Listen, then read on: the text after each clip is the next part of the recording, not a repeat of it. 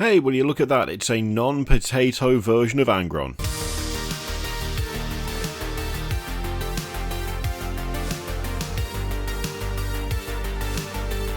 Surprising literally no one, Games Workshop has reacted to the fact that the potato can picture of Angron went it got a bit of attention yesterday. Quite a few people talking about it, pointing out the fact that the lad was there and all the other stuff in that picture, which, frankly, I hate to say it, I really want to know what that tank is a bit more than I wanted to see the non-potato version of Angron. Look, I'm just to justify that statement, right, because he is a handsome lad. Not handsome, horrific. It looks decent, but I really want to know what that tank was. Like, I knew that it was Angron, you could tell it was Angron. World Eater's shoulder pad, the nails coming out the back of the head, clearly Angron. But the tank in the bottom right, there is a mystery worthy of investigation. That being said, I said at the time yesterday that I couldn't properly comment on whether I liked Angron or not because of the sheer pixelated mess that was that picture, and now we don't have to deal with that. We do actually get a nice, good, high-res photo, which is exactly what we want to see from these sorts of leaks followed by reveals, and I think for the most part, I quite like Angron. I quite like him. There's a few things I'm not a particular fan of, admittedly, but overall I do like him. Firstly, this is clearly a Demon Primarch who does not subscribe to the idea that you should skip Wing Day. I think every day is Wing Day for Angron. Then again, given the size of him and how much that armour must weigh and how much those weapons must weigh, surely he's got to keep those wings in good shape to be able to lift himself off the ground. And he definitely does keep them in big shape. I mean, look at the muscles on, like, just generally on those wings. Absolutely ridiculous. The muscles on those wings are bigger, I would suggest, than some entire people. So that immediately gets the nod of approval because, I mean, I feel like he could actually take off just from sheer willpower more than anything else. I really like the shoulder pad. The shoulder pad's really nice. It does kind of like harken back to the one that he has on his 30k model, except of course it's a lot more twisted and chaotic, which suits really well. The weapon still being chained to the wrists is really nice. I like the fact that they've gone for the traditional kind of chaos cabling where you've got this kind of ribbed section pushing through, but the kind of outer coating, if you will, is like damaged. That's a nice kind of continuity factor for all the chaos stuff. Again, a kind of nice continuity thing. It looks like there's ports, like, for armour in the wings, as though it's like just a second set of arms that have been like cloned and then twisted, almost. Because if you look, it looks like there's ports for power armour to plug into on those, which is it's a really interesting touch. I like that little bit of detail. Excuse you, chat. Also, the face is decent. It's twisted, it's horrific, the mouth is like a little bit too big. He looks suitably angry, as you would expect him to do. The butcher's nails coming out of the skull, I mean, I like that a lot. That is pretty faithful to the artwork that we have of Angron, so I cannot complain about that at all. The sword looks really quite brutal, as does the massive chain axe. It does say in the article that they're like new weapons, because I totally forgotten that the sword that he was given, that was destroyed by a Grey Knight. So I'd totally forgotten about that, and he did just flat out lose Gorefather, or chuck him away, didn't he? Because they had a whole thing, the World Eaters, about not using a weapon once it had been lost, or not picking up a weapon off the battlefield or something.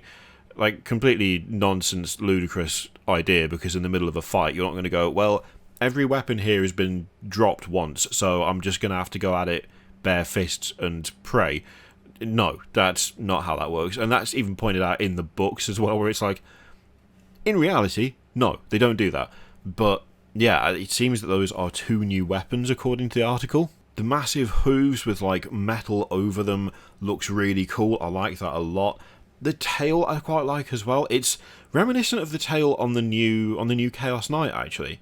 Clearly, like, that's obviously an organic tail, it's not a robotic one, but it has a similar kind of like shape to it, which I'm assuming that there is intentionally a little bit of a nod going on there, which I do like a lot. There's a good number of skulls. I would suggest there's not too many skulls. They could have easily gone overboard with skulls, which you would kind of expect in a way with Angron, but to be honest, this is already a pretty busy model. I think if they'd gone ham with skulls, it would have looked really messy. I think as it stands, there's enough of that kind of gladiator-style armour and stance, with the weapons being chained to the wrists, with all those kind of, I don't know what I don't know what the technical name is, but like the leather straps hanging down.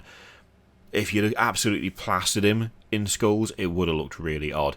The thing I'm not really a fan of with this, to be honest, is that big crest thing on the top of the armour. I just don't... Those don't do it for me all that much anymore. I think at one point I quite liked the one on Abaddon, but I've kind of gone off it. And again, I just don't think it adds anything to Angron. And it feels like it's not something that he would...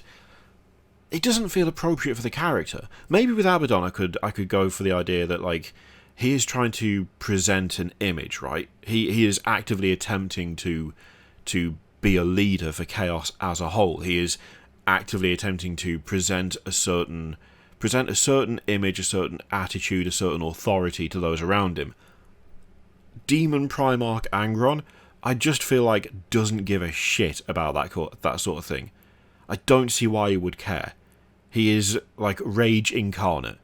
He is just an absolute monster that butchers everything in his path. I just don't find that particularly appropriate for the character. I think it just adds a bit of overcomplication to the top of the armor where none's needed. I just don't think it adds anything at the end of the day. I don't think it adds anything to the model. I think it's just there. And if it doesn't add anything, and all it does is, like, I'd say actively hinder the silhouette a bit, because, like, right now I'm looking at it from this angle, and the silhouette's really good, but then there's just random spikes on the top which don't flow with the rest of it. It's not part of the wings, it's not part of the carapace.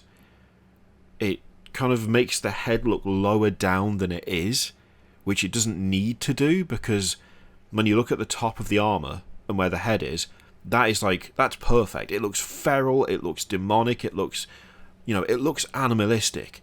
This kind of hunched over pose.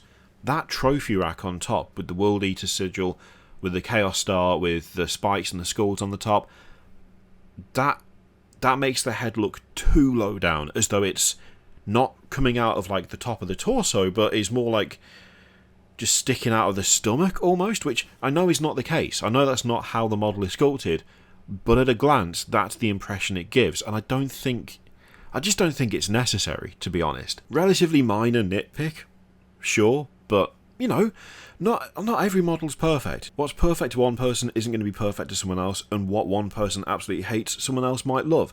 Overall, I really do like this a lot. That's the one issue I have with it, really. I say the one issue, I think the only other issue is rocks. Rocks, again, like, this was a perfect opportunity. If you were going to go ham with skulls on a base, this was the one. Yeah, there's lots of skulls on the base, but if ever there was a character that you could feasibly get away with standing on a mixture of, like, girders and skulls and torsos and just a mountain of destroyed dead bodies, this was the one. This was the one that you could do it with. Like, of all the characters, this is the one where you could have made the base really, really gnarly. Like, properly mountain of dead stuff. And instead we've got a rock with some skulls around it, and he's standing on the rock in two places instead of one place. I get that it's a quick and easy way to have a character doing a heroic pose. I get that it's like a quick and easy identifier for someone of importance. If they're standing on a rock, chances are they are some sort of character in some way. But it shouldn't be applied as a like one-size-fits-all solution. Okay, we've got a big model, stick him on a rock. Okay, we've got a small model who's important, stick him on a rock. You could have done so many cool things with this, and instead, more rock. I just, like, why? Why do it for this model? When you've got kind of carte blanche to do what you like in terms of dead or dying, you go for a rock with some skulls around it. It's just a bit bland. It's just a bit bland. Especially when you consider that, like, Be'lakor, for instance, has got a rock, yeah, but it's like a throne. It's so much more interesting than this. And Be'lakor is not exactly a plain, simple model himself. There's a lot going on there as well. and the base doesn't really take anything away from him. Yeah, that crest and the base, just the two things that I'm not a big fan of. Now, in terms of close-ups, we've got a little bit of weird distortion they've done, so they've kind of like, I don't know, like done like a paint splatter effect across some of it, which makes a few details hard to pick out. But overall it looks decent. It does look good. That face is properly nasty. I do like that a lot. It's really, really... It's just so twisted and angry. It's great. The sword is quite nice. It's a ridiculous design, but then again, it's chaos. It's got to be a bit over the top, hasn't it? The symbol of Khorne that's built into the hilt of it is fun. Well, kind of built into the hilt, sort of. Yeah, overall, I think this is solid. I think it's fair to say that Angron doesn't disappoint. I think it would be fair to say that. The question, of course, is what do you think? Do you like him? Not like him? Think they've got him pretty much dead on? Anything you personally would change? Let me know what you think in the comments down below. In the meantime, feel free to click all the things, Patreon, video, subscribe, all that stuff. Click it if you like, don't click if you don't want to. And as always, there's an affiliate link in the description for Element Games, which you can use to support the channel if you'd like. I leave it in your capable hands. Thank you very much for watching. I'll see you next time.